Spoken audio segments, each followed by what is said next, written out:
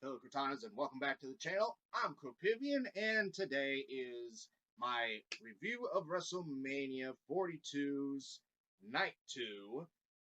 This card for WrestleMania 42 on its second night was by far the best on the weekend. By far. I mean, this one was impressive. Impressive in storytelling, impressive in the matches, impressive in its shock and awe factor. So, let's get right into it. Alright, so we're going to kick it off with the WWE Intercontinental Championship ladder match, six-pack ladder match. This was damn near close to my favorite match on the entire WrestleMania 42 match card. Damn near, but it didn't quite make it because obviously for me, we've all seen these ladder matches and these 6-pack, 8-pack. We've seen it a few times, so you always are wondering, how are the ladders going to be utilized this time? What is going to make this match special from all the other ones we've seen? I'd say they did a damn good job at answering that question, especially Penta. And also, gotta give credit where credit's due. Javon Evans, holy crap, is that guy talented. No way does Javon Evans not eventually, at some point, become a major champion on the main roster. Good God, all of these guys. And JD McDonough, again, killing himself almost literally in this matchup. Every time that JD McDonough is put into these types of matches, you just know that at some point he's going to go limp and he ain't going to be in the match no more. It's almost become kind of a run-on joke with JD. But that doesn't take away from the factor that the guy's freaking talented. That spot with Rusev and Javon Evans hitting the OG cutter midair from literally the ring post to a ladder. That was some of the craziest stuff that I've seen in a ladder match in a long time. I mean, it's pretty crazy. That's going to be one of those spots that lives on. That's an Edge spearing Jeff Hardy in midair moment for Javon Evans and Rusev. That's going to live on forever, without a doubt. And Penta hitting the Mexican Destroyer several different times throughout the match, but especially the one he did to JD McDonough on the ladders. Just impressive. Just absolutely impressive. I mean, this matchup was, like I said at the beginning, damn near close to my favorite match of the entire WrestleMania card this year. Next up, I want to talk about Oba Femi, the Ruler, versus the Conqueror, the Beast, Brock Lesnar. Well, I was talking about shock and awe in the intro of this video, and this match had some shock and awe at the end of it. We all knew that this matchup was going to be a knockout, drag-out brawl, and it was. That and more. These two, their power is unmatched. I'll admit I'm not the biggest Brock Lesnar fan. I'm not. I've never been the biggest Brock Lesnar fan. Ever since he first started in WWE, throughout, I've not been the biggest Brock Lesnar fan. But I still respect what he has done in the WWE and what he did for Oba Femi at WrestleMania this year was, I didn't think that I'd ever see it. I didn't think I'd ever see Brock Lesnar, well, be treated like he was with Oba Femi in the ring. And we all knew that this was not going to be, a match that utilized, technical ability or submissions or, high flying or anything like that. This was a matchup where you had two big beefy guys and they were going to collide, and it was, to quote Big E, two big meaty guys slapping each other. I mean, this was by far a better match than I actually thought it was going to be. And to see Obafemi step up to Brock Lesnar in a similar fashion that Brock has done to guys like Kane, to guys like John Cena, to guys like Undertaker. I mean, Obafemi did a complete Uno reverse situation and basically did the beast on the beast. And it was an impressive match. It left me with just a lot of like, wow, I I did not see that match going any better. I mean, I really didn't. It was, and then of course at the end, you have Brock Lesnar. I'm a little iffy on this, guys. I'll admit, I'm a little iffy as to whether or not this is legitimate. Seems like Brock Lesnar has retired from the WWE. If that's the case, like I said, I'm not the biggest Brock Lesnar fan, but you know what? I give credit where credit's due and respect where respect is due. Brock Lesnar, thank you for everything you've done in the WWE. Next up, I want to cover the Demon, Finn Balor, versus Dominic Mysterio in a street fight match. So, of course, night one had its unsanctioned match between Jacob Fatu and Drew McIntyre. Night two, it needed something to spice up its card a little bit. Why not add a street fight to the card? I love it. Good job, Adam Pearce. Perfect. Perfect.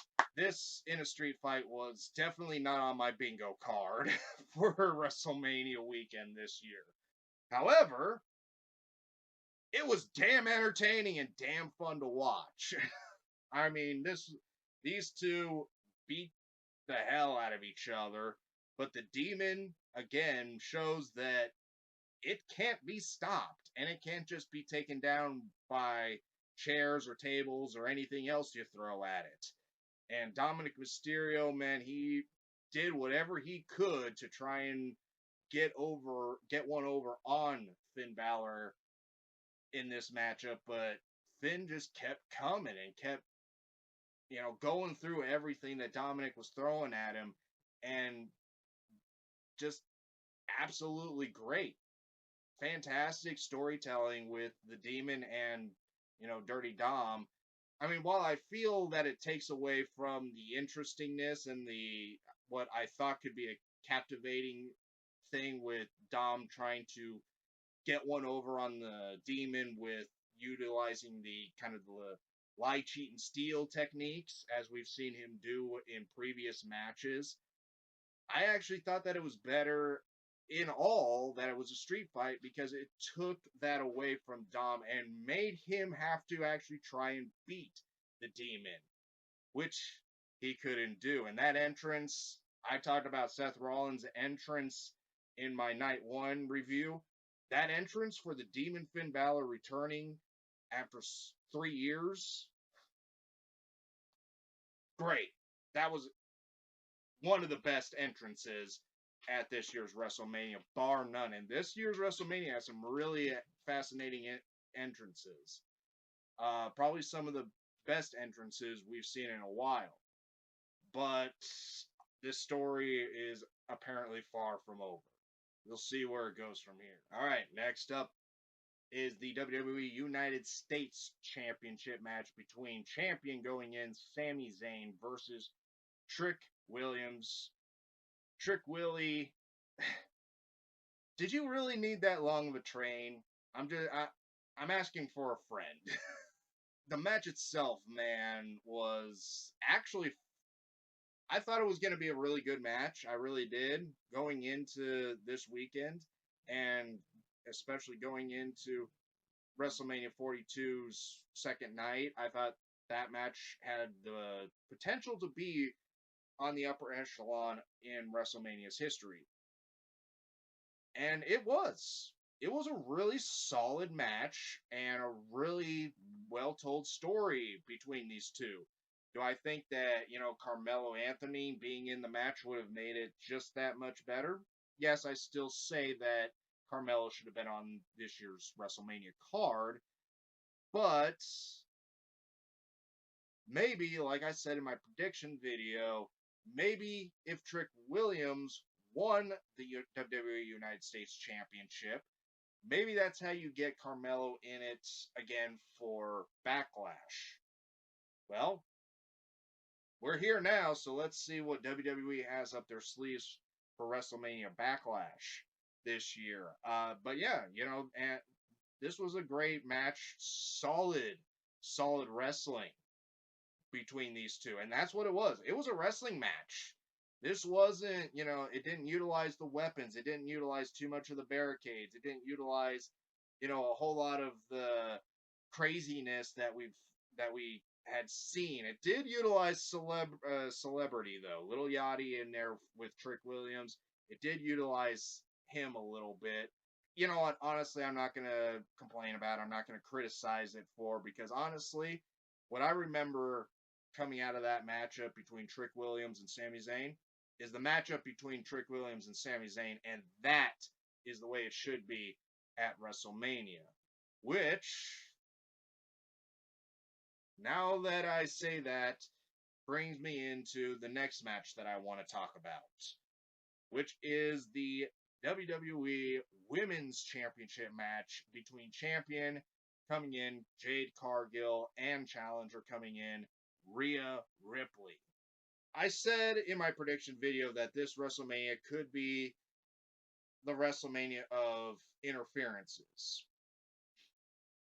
I think it pretty much lived up to it, because obviously we saw in night one, we saw Roxanne Perez and Raquel Rodriguez get in the match with Liv Morgan and Stephanie Vaquer. Well, I knew that Michin and B-Fab were going to get into this match somewhere along the way as well, and perhaps even Io Sky. Well, that came to fruition. But all in all, even with that interference being there, and honestly, it didn't hinder this match at all, because it was weaved into the storytelling leading up to WrestleMania between Jade and Rhea. So I don't think that it hindered the match between Rhea and Jade at all, because it was already intertwined into the story pretty damn well as the build up to this year's WrestleMania was happening. I think it actually added more layers to this matchup and made it even more so, to the point that, man, maybe Rhea can't come out of this match as the winner. Well, she's mommy for a reason, and mommy's always on top. Rhea Ripley gets the victory over Jade Cargill with some impressive counters and impressive maneuvers in this matchup. I mean, my God. Jade Cargill hitting the Shining Storm, and then Rhea somehow squeaking out the back, and then putting Jade Cargill into the Riptide out of her finisher, was some of the greatest counters and maneuvers that we've seen for a long time. This match between Jade Cargill was probably Rhea Ripley's best. Her match with Charlotte Flair at WrestleMania 39 was great. Her match last year was great. But I think that this match with Jade Cargill is right now her best match at WrestleMania. Wonderment from the fans of whether or not she's actually going to be able to come out of this with B-Fab and Michin playing such a big factor into this match. You just wondered, Jade's going to come out of this as the winner, isn't she? Which I actually predicted that Jade was going to come out of this match as the winner and still champion. I was wrong with my predictions on this matchup, but ultimately, solid match, a fantastic match, all in all, an entertaining match, and such a fun match. Well, I think I saved the best match at WrestleMania 42 this year for last. The main event of the WrestleMania Night 2 and all in all WrestleMania 42 for the WWE World Heavyweight Championship between champion going in CM Punk, the best in the world, versus, get your ones in the air, the only tribal chief, Roman Reigns. Guys, you wanted wrestling at WrestleMania. You got it. This was a fucking WrestleMania wrestling match. This was, without a doubt, one of the best WrestleMania main events of all time. One of the greatest. And to see how they gave a lot of freedom within the rules of a regular old one-on-one match to both CM Punk and Roman Reigns. And it was just those two going at it. No celebrity interference, no outside interference, no nothing. Just Roman Reigns versus CM Punk for the WWE World Heavyweight Championship. And it was fan-fucking-tastic. This match at WrestleMania will be continuously looked at as a classic, without a doubt in my mind, because it was a great classic match.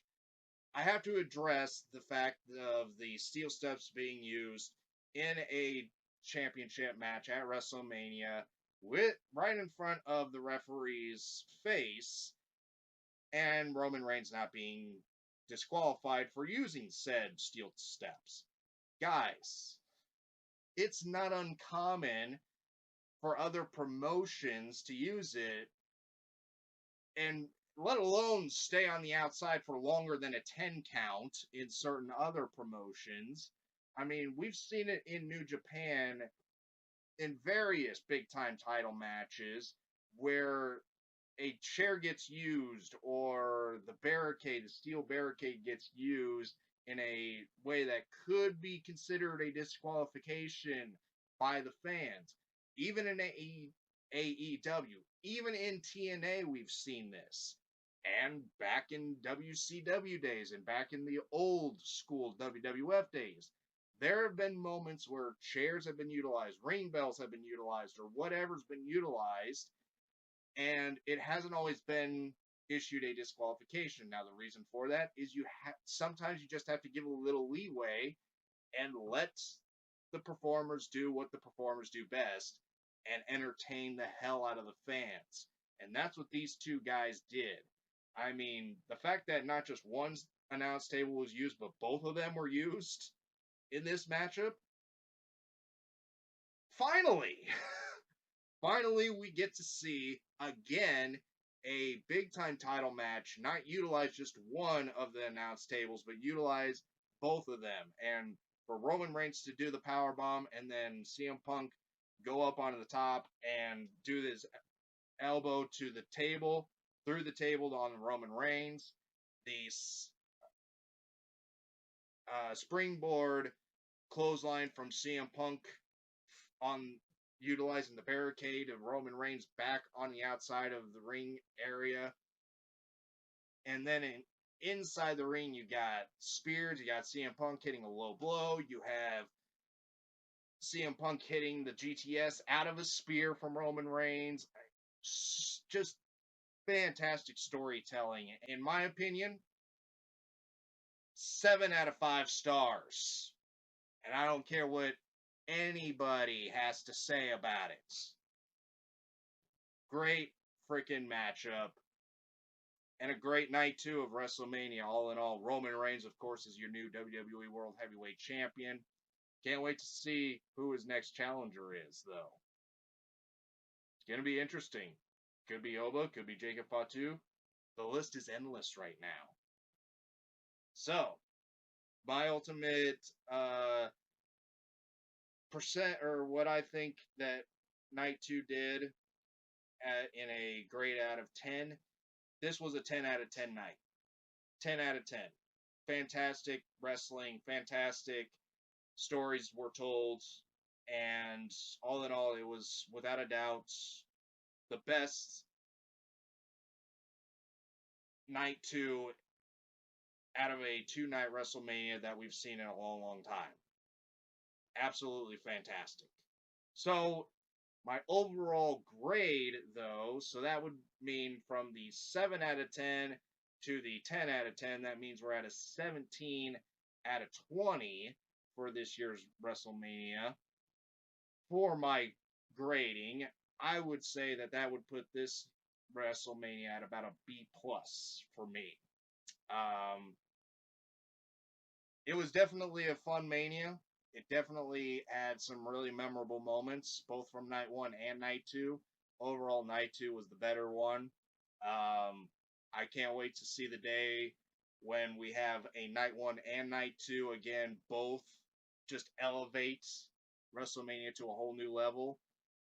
It seems like it's been a while since we've had that, but this one I think definitely was better than last year's overall, but definitely still has some room for improvement. That's why we got next year's WrestleMania. That's all, folks.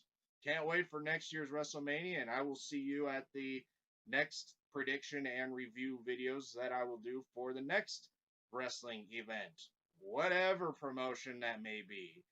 Let me know what you thought of this year's WrestleMania in the comments down below. Altogether, did you think that it was better than WrestleMania last year? Worse than WrestleMania last year? What was your favorite match of this year's WrestleMania? Let me know in the comments down below. I always love hearing from you guys. Always, imagine your dream, create your happiness, and live your life on the edge. And I will see you in that next episode. See ya.